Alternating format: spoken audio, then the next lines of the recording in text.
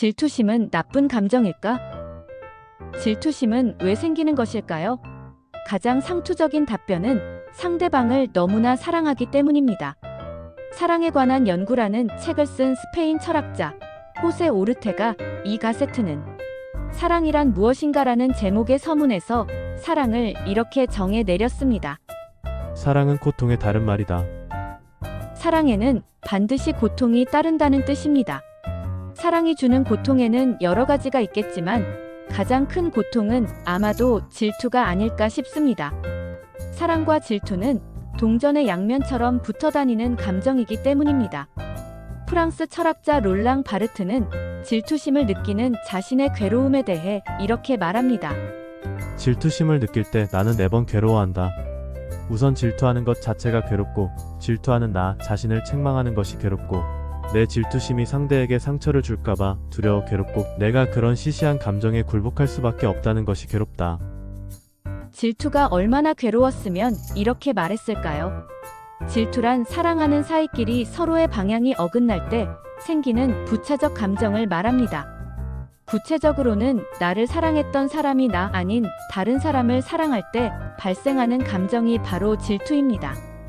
혹시 오셀로 증후군이라고 들어보셨나요? 오셀로 증후군은 영국의 극작가 셰익스피어의 4대 비극 중 하나인 오셀로에서 유래한 말입니다. 주인공 오셀로는 흑인이라는 태생적 한계를 극복하고 베니스의 장군이 되었고 공화국 원로의 딸인 데스데모나와 결혼까지 합니다. 그런데 부인이 자기의 부관과 밀통한다는 음모에 속아서 질투에 눈이 멀게 되고 결국에는 망상에 시달리다가 아내를 죽이고 맙니다. 이처럼 오셀로 증후군이란 명확한 증거도 없이 배우자의 불륜을 의심하고 부정 망상에 시달리는 증상으로 흔히 의처증이나 의부증으로 알려진 질투의 병적 현상을 일컫는 표현입니다. 질투의 눈이 먼 사람은 현실을 객관적으로 파악하기보다는 상대를 의심하고 부정의 증거를 찾기 위해 혈안이 되는 경우가 많습니다. 그 결과 오셀로처럼 비극적인 결말을 맞이하기도 합니다. 해서 질투는 매우 잘 다스려야 할 감정이기도 합니다. 질투와 유사한 감정으로 시기라는 것이 있습니다. 시기와 질투는 둘 다 상대방을 불편하게 생각한다는 점에서는 비슷하지만 기본적으로는 전혀 다른 감정입니다. 시기는 자신이 갖지 못한 것을 가진 사람에 대해 느끼는 불편한 감정을 말합니다. 흔히 사촌이 땅을 사면 배가 아프다라는 말이 시기의 감정을 잘 담고 있는 속담입니다.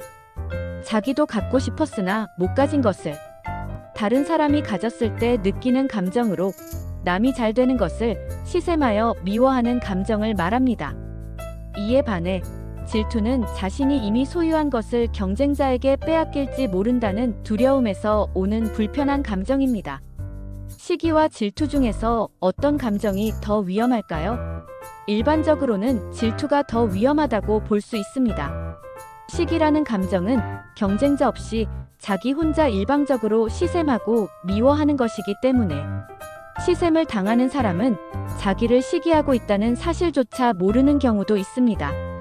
하지만 질투는 경쟁자도 있고 질투의 빌미를 제공한 파트너도 존재하기 때문에 그들에게 화살을 돌려 자칫 파국으로 치달을 수도 있습니다. 철학자 스피노자는 질투의 감정에 대해 이렇게 정의를 내렸습니다. 질투란 타인의 행복을 슬퍼하며 반대로 타인의 불행을 기뻐하도록 인간을 자극하는 한에서의 미움이다. 스피노자에 따르면 질투란 경쟁자가 행복해하면 슬퍼하고 경쟁자가 불행해지면 기뻐하는 미움의 감정입니다. 해서 경쟁자가 잘 되는 꼴을 두고 보지 못합니다. 경쟁자가 사랑을 얻어 행복해하면 자신이 불행해지기 때문입니다. 질투의 감정은 왜 생기는 것일까요?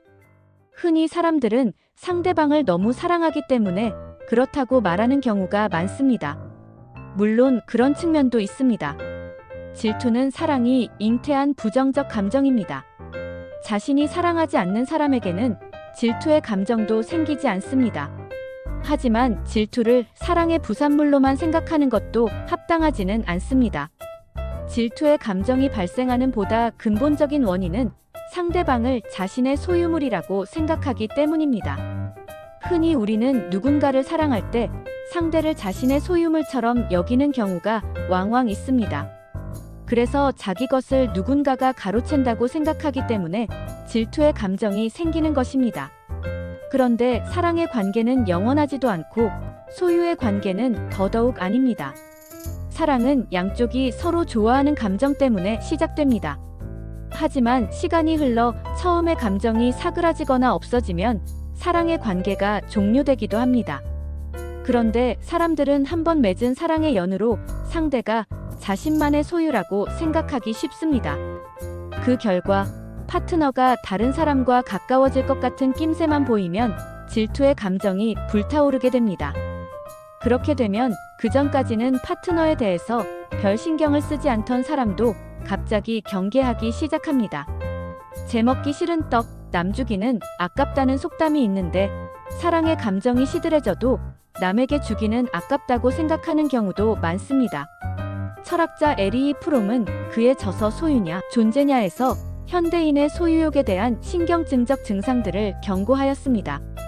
그에 따르면 고대 언어에는 소유를 나타내는 해부 동사가 없었는데 현대로 오면서 점차 소유를 나타내는 말과 어법이 생겨났다는 것입니다. 가령 너 남자친구 있니? 에 해당하는 영어 표현이 Do you have any boyfriend? 이잖아요. 이처럼 우리는 부지불식간의 이성 친구나 애인에 대해서도 have 동사를 사용함으로써 마치 소유물처럼 인식하는 경향이 생겼습니다. 프롬은 사랑하는 사람을 자신의 소유물로 간주한다면 그것은 생명을 주는 것이 아니라 압박하고 약화시키며 질식시켜 죽이는 행위라고 단언하였습니다. 소유욕 때문에 생겨나는 질투의 감정도 상대방을 압박하고 질식시키는 행위로 변질되기 쉽습니다. 그럼 사랑하는 사이에서는 어떤 경우라도 질투의 감정을 갖지 않아야 할까요? 그렇지는 않습니다.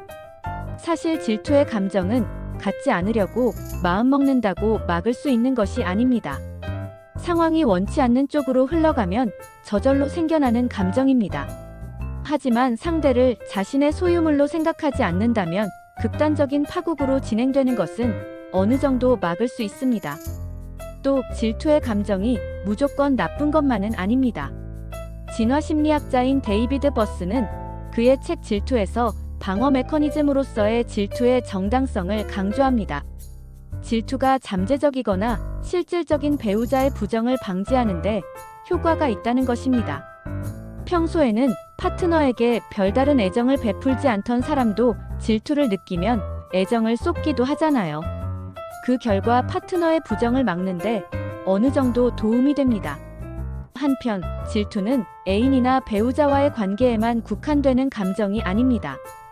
유아기 아이들이 반대성의 부모에게 갖는 오이디푸스 콤플렉스도 일종의 질투심인데 이것은 아이의 성장 발달에 반드시 필요한 과정입니다.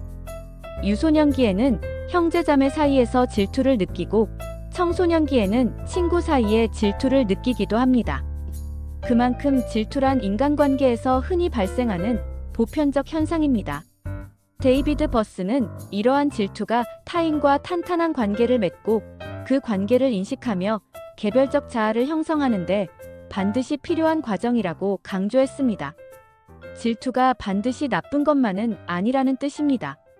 고전학자인 피터 투이도 질투의 긍정적인 기능에 주목했습니다.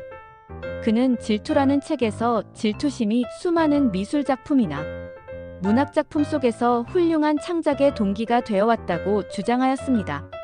스웨덴의 극작가인 스트린드베리는 질투하는 밤이라는 작품에서 질투심에 사로잡힌 마음을 잘 표현했고 오스트리아 화가 구스타프 클림트는 그림을 통해 영혼을 소진하는 질투의 파괴성을 그려내는데 성공했습니다. 노인과 바다로 유명한 미국의 대문호 해밍웨이도 당시 위대한 개츠비를 써서 자신보다 훨씬 이름을 날렸던 피츠제럴드에 대한 질투심이 대단했다고 합니다. 하지만 해밍웨이는 단지 질투에 머물지 않고 자신의 감정을 창작의 훌륭한 자극제로 삼아 위대한 작품을 남길 수 있었다고 합니다. 결국 그들은 모두 질투의 감정을 긍정적으로 활용하는데 성공한 사람들입니다. 결국 질투는 질병도 아니고 무조건 없애버려야 할 감정도 아닙니다. 질투의 감정은 인간이라면 누구에게나 찾아올 수 있는 자연스러운 감정입니다. 중요한 것은 질투를 느끼지 않는 것이 아니라 질투의 감정을 어떻게 다스리는가 하는 점입니다. 잘 다스리기만 한다면 질투는 시들해진 사랑에 활력을 불어넣기도 하고 인간관계를 보호하고 창의력을 자극하는 수단이 되기도 합니다. 이제 우리는 스스로에게 확인할 필요가 있습니다. 나는 혹시 누군가를 질투하고 있지는 않은지, 만약 그렇다면 나는 질투의 감정을 잘 다스려서 긍정적으로 활용하고 있는지. 지금까지 출근길 인문학이었습니다.